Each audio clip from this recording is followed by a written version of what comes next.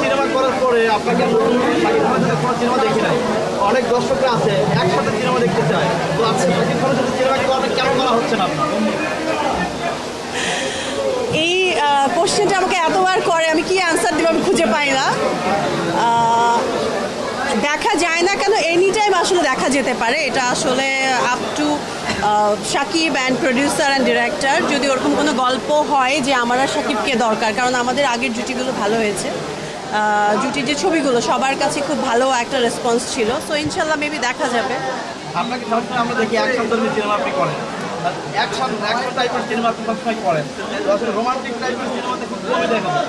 Romantic টাইপের cinema Shakib খানের সাথে দেখতে চায়, আপনার ভিডিও ছাড়ার সাথে কমেন্টের বন্যা বয়ে যায়, তো আসলে আপনার যারা দর্শক আছে তাদেরকে হয়তো নিরাশ করবেন না আপনি?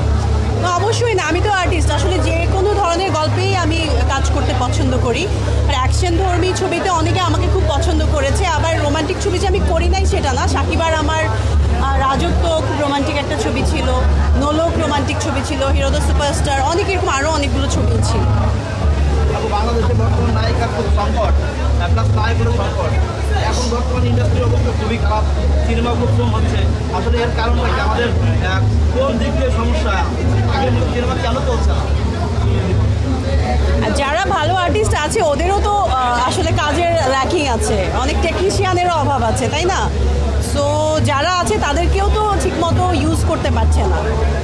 আমরা মেকআপ আর্টিস্টের কথা বলি, অনেক সময় দেখা যায় যে বাইরে থেকে আমরা মেকআপের যারা কাজ করে তাদেরকে নিয়ে আসি, আমরা বাইরের কান্ট্রি থেকে আমাদের বাংলাদেশের সিনেমা করার জন্য ভালো ভালো মেকআপম্যান ভাড়া করে নিয়ে আসি। আমাদের দেশেও তো অনেক ভালো মেকআপম্যান আছে, তাদেরকে কেন নেওয়া হয় না?